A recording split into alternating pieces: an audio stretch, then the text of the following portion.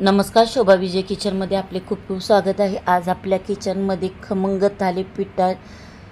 थालीपीठाची भाजणी व थालीपीठ पाहणार आहोत। तर दोन्ही व्हिडिओ एकाच व्हिडिओमध्ये दाखवण्याचा प्रयत्न केलेला आहे। तर इथे पाहू शकता तुम्हाला मी थालीपीठाचं टेक्स्चर दाखवते। अतिशय खमंग मऊ लुसलुशीत हे थालीपीठ बनतात। तर सकाळच्या धावपळीत जरी बनवणार असाल तर तुम्ही लोणी किंवा दही किंवा लोणच्याबरोबर खाऊ शकता। वेळ असेल तर एखाद्या कडधान्याच्या उसळबरोबरही तुम्ही थालीपीठ किंवा नुसतेही अतिशय खमंग लागते। तर त्यासाठी साहित्य पाहूया। तर इथे ही पाव किलोची वाटी घेतली, त्यानुसार सर्व साहित्य घेणे। तर इथे 2 वाटी ज्वारी, 2 वाटी तांदूळ, 1.5 वाटी बाजरी, 1 वाटी गहू, अर्धी वाटी उडदाची डाळ घेतली आहे, हरभरा डाळ घेतली आहे 1 वाटी आणि ते मूग डाळ घेतलेली आहे सालीसकट, तर ती 1 वाटी। तर इथे हरभरा डाळ जर तुम्हाला नसेल वापरायची तर इथे चणे वापरले तरी चालतील आणि मुगाच्या डाळीऐवजी अख्खे मूग वापरले तरी चालतील। तर इथे 1 वाटी पोहे, 2 चमचे साबुदाणा, अर्धी वाटी मसूर डाळ घेतली आहे आणि अर्धी वाटी धने, 2 चमचे जिरे, 1 चमचा बडीशोप, 1 चमचा ओवा, तसेच खडे मसाले घेतलेले आहेत। काळी मिरी, लवंग आणि दालचिनीचा 2 इंचा तुकडा तोही बारीक करून घेणे, जेणेकरून छान खमंग भाजला जाईल आणि अर्धा चमचा मेथी दाणा। तर ह्या मसाले जे घेतलेले आहेत खडे, त्यानुसार अतिशय भाजणीला एक सुगंध छान येतो। जर तुम्हाला वापरायचा नसेल तरी नाही वापरले तरी चालेल। तुम्ही पीठ मळताना गरम मसाल्याचे प्रमाण जरा जास्त ठेवा। तर इथे एक जाडबुडाची कढई घेऊन ह्यामध्ये ज्वारी टाकलेली आहे। तर ज्वारी आपल्याला छान गरम करून घ्यायची आहे, हलका रंग बदलेपर्यंत किंवा लाह्या उडेपर्यंत भाजली तरी चालेल। तर इथे पाहू शकता ज्वारी छान कडक भाजली गेलेली आहे। तर हे सर्व कडधान्य अशा जाड एका कॉटनच्या कपड्यावर काढून ठेवणे, जेणेकरून त्याला पाणी सुटणार नाही व आपले हे धान्य जे भाजले आहे ते ओले होणार नाही। तर ज्वारी काढल्यानंतर त्यातच मी तांदूळ टाकले। तांदूळही छान आपल्याला भाजून घ्यायचे आहे। तिथे पाहू शकता तांदूळ भाजल्यानंतर हलके पांढरे दिसतात, तेही ह्या ज्वारीबरोबर काढून घेणार आहे। सर्व धान्य मी हे एका परातीत कॉटनच्या कपड्यात टाकलेलं आहे, त्यामध्ये काढून घेणार आहे। तर इथे आपण थालीपीठाची भाजणी पावसाळ्यात बनवत आहे म्हणून इथे बाजरी घेतली 1.5 वाटी। बाजरी ही उष्ण असते तर ती पौष्टिकही असते, तसेच गरम असते, म्हणून इथे बाजरीचे जरा प्रमाण 1.5 वाढवले तरी चालेल। तर त्याच कढईमध्ये पुन्हा एकदा गहू टाकून तेही हलका रंग बदलेपर्यंत भाजून घ्यायचे आहे। तर इथे 1 वाटी गहू वापरले आहेत। गव्हामुळे छान मऊसूत अशी थालीपीठ बनतात। तर तेही छान भाजून झाल्यानंतर चणा डाळ घेतलेली आहे। चणा डाळ ही आपल्याला छान हलका रंग बदलेपर्यंत भाजून घ्यायची आहे किंवा नुसती कडक झाली तरी काढून घेतली तरी चालेल। तर इथे जर तुम्हाला हरभरा डाळ वापरायची नसेल तर अख्खे जे काळे चणे असतात ते वापरले तरी चालतील। तसेच चणा डाळ भाजून झाल्यानंतर इथे मूग डाळ घेतली आहे, सालीसकटची जी मूग डाळ मिळते ती, कारण सालीमध्येही बऱ्याच प्रमाणात जास्त प्रमाणात फायबर असते। तर इथे तुम्ही अख्खे हिरवे मूग घेतले तरी चालते, तेही असेच छान हलका रंग बदलेपर्यंत भाजून घ्यायचे आहे। तर इथे सर्व साहित्याचे प्रमाण किंवा ज्या डाळीचे प्रमाण आहे ते तुम्ही कमी जास्त करू शकता। ज्वारीचे व तांदळाचे प्रमाण जास्त घेतल्याने थालीपीठाला एक छान रंग येतो, तसेच छान खमंग लागतात। तर इथे तुम्ही बाजरीचे प्रमाण वाढवले तरी चालेल। तर उडदाची डाळ ही छान मी भाजून घेतल्यानंतर तीही या सर्व साहित्यावर टाकलेले आहे। तर इथे मसूर डाळ पाहू शकता, भाजल्यानंतर हलकी पिवळी पडते। मसूर डाळ ही अतिशय पौष्टिक असते, पचायला पाचक असते ती। तर तुम्ही ती वापरली तरी चालेल, जर तुमच्याकडे नसेल तर नाही वापरली तरी चालेल, पण जास्त वापरण्याचा प्रयत्न करा। तर इथे साबुदाणा घेतलेला आहे 2 मोठे चमचे, तेही छान फुलेपर्यंत भाजून घ्यायचे आहेत। तर इथे पाहू शकता साबुदाणा छान फुलल्यानंतर तोही काढून घेत आहे। तर पोहे टाकायचे आहेत 1 वाटी। पोह्यामध्ये लोह, कॅल्शियम जास्त प्रमाणात असते, तर नक्की इथे पोह्याचा वापर करा। पोह्याचे प्रमाण थोडेसे कमी जास्त झाले तरी चालेल। तसेच सर्व साहित्य तुम्ही तुमच्या आवडीनुसार थोडेसे कमी जास्तही करू शकता। पोहे छान फुलल्यानंतर त्या कढईमध्ये धने घेतले आहेत अर्धी वाटी, तेही छान भाजून घ्यायचे आहे।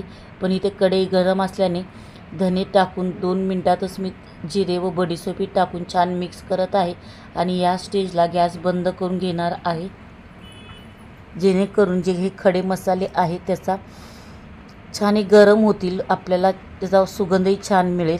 आणि तसेच काळी मिरी घेतले अर्धा चमचा, तसेच लवंग अर्धा चमचा, तेही छान ह्यामध्ये आपल्याला टाकून गरम करायचे. आणि भाजणीला छान रंग येण्यासाठी एक हळकुंड मी फोडून टाकलेले आहे, ऑप्शनल आहे, नाही वापरले तरी चालेल. पण छान घाई गडबडच्या वेळेत जर तुम्हाला मसाले वापरायचे नसेल तर नुसते पीठ घेऊन मीठ टाकले तरी चालेल. तर अशा प्रकारे सर्व साहित्य थंड करून गिरणीतून किंवा घरघंटीवर तुम्ही आपण जे भाकरीच्या पिठासारखे सरसरीत हे पीठ दळून आणायचे आहे. तर इथे पाहू शकता हे पीठ मी दळून घेतलेले आहे सरसरीत असे, जसे आपण ज्वारी व बाजरीचे पीठ दळतो त्याप्रमाणे. आणि हे थालीपीठाच्या भाजणीपासून तुम्ही कडबोळी, तसेच चकली, वडे काही बनवू शकता. नक्की ह्याच्या रेसिपी आपण पुढे पाहणारच आहोत. तर इथे मी थालीपीठाची भाजणी 2 वाटी घेतलेली आहे. त्यानुसार हिरव्या मिरच्या घेतल्या आहेत चवीनुसार 4, अर्धा इंच आलं लसूण पाकळ्या घेतल्या 20 ते 25, तसेच मुठभर कोथिंबीर घेऊन ते मिक्सरला छान बारीक पेस्ट करणार आहे. तरी ते सर्व साहित्य व मसाल्याचे प्रमाण तुम्ही तुमच्या आवडीनुसार कमी जास्त करून घेऊ शकता. तर हे सर्व वाटण ह्या पिठामध्ये टाकून ह्यामध्ये काही ऑप्शनल मसाले टाकणार आहे. तर इथे बारीक चिरलेला कांदा घेतलेला आहे, तर इथे तुम्ही कांद्याची हिरवी पात वापरली तरी चालेल. मुठभर कोथिंबीर घेतली आहे, तर त्या कोथिंबीरबरोबर तुम्ही पालक, मेथी, शेपू, तुम्ही कोणतीही पालेभाजी वापरू शकता. तर इथे काही बेसिक मसाले घेतलेले आहेत. आपण भाजणी करताना मसाले टाकलेले आहेत, नाही वापरले तरी चालतील. तरी पण मी इथे थोडीशी हळद, धने जिरे पावडर, गरम मसाला, हिंग, काळे तीळ, तसेच सफेद तीळ व मीठ टाकलेले आहे चवीनुसार. तर ते छान ह्या पिठामध्ये मिक्स करून घ्यायचे आहे. आणि ही थालीपीठ अजून खमंग बनवण्यासाठी इथे तुम्ही तुमच्या आवडीच्या पालेभाज्या, फळभाज्या असतील तर किसून वापरू शकता. आणि पालेभाज्या छान बारीक चिरून. तर हे पीठ आपल्याला भाकरीच्या पिठासारखे छान मळून घ्यायचे आहे.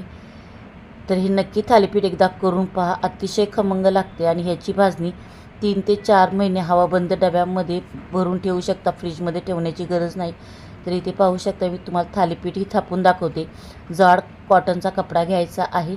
तर हा पातळ असल्याकारणाने मी हे जे 2 पदर घेतलेले आहेत, तर ते छान ओला करून कपडा घ्यायचा. आणि थालीपीठ थापण्याच्या आधी थोडेसे त्यावर पाणी टाकून घेणे आणि पिठाला छान दोन्ही बाजूने काळे व पांढरे तीळ लावून घ्यायचे, जेणेकरून हे थालीपीठ खमंग आपले बनेल. तशी दिसायलाही छान दिसते म्हणून लावलेले आहे. कारण पीठ मळताना आपण त्यामध्ये तीळ घातलेले आहेत, वरून जरी नाही वापरले तरी चालेल.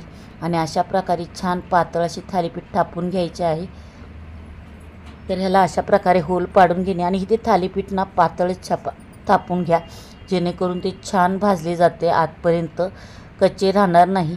तर इथे लोखंडी तव्याला छान तेल लावून घेतलेले आहे. आणि इथे गॅस छान हे कडकडीत तवा तापल्यानंतरच आपल्याला थालीपीठ टाकायचे आहे. तर इथे पाहू शकता वरील भाग कोरडा होईपर्यंत म्हणजे भाजीपर्यंत आपण दुसरे थालीपीठ हे तुम्हाला छान थापून दाखवते. तर इथे थालीपीठ थापण्यापूर्वी थोडासा पाण्याचा हात ह्या कपड्याला लावा, जेणेकरून थालीपीठ आपले चिकटणार नाही. तर हे जर चिटकत असेल तर हात हलका ओला करून आपल्याला थापायचे आहे. वरची बाजू कोरडी झाल्यानंतर इथे तेल लावून घेतलेले आहे.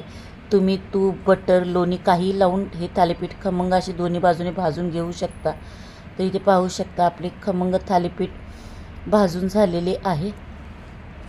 तर इथे तुम्हाला अजून एकदा मी ह्याच्यावरील कापड कसे काढायचे तेही सांगते. जर हे कापड थालीपीठाला चिकटलं असेल तर अशा प्रकारे वरून थोडेसे पाणी शिपडून कापड हलक्या हाताने काढून घेणे आणि वरची बाजू कोरडी झाल्यानंतरच आपल्याला दुसरी साईड पलटी करायची आहे.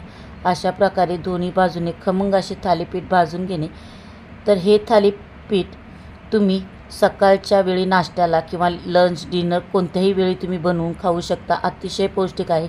तसेच लहान मुलांच्या डब्यासाठी किंवा मोठ्यांच्या डब्यासाठीही छान एक पौष्टिक नाश्ता आहे, अतिशय पौष्टिक आहे. नक्की एकदा करून पहा.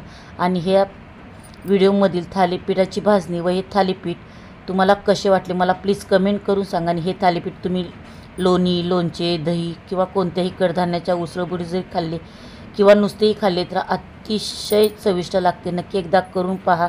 व्हिडिओ कसा वाटला मला कमेंट करून सांगा. पुन्हा भेटू अशा एका खमंग रेसिपीबरोबर. तोपर्यंत थँक्यू.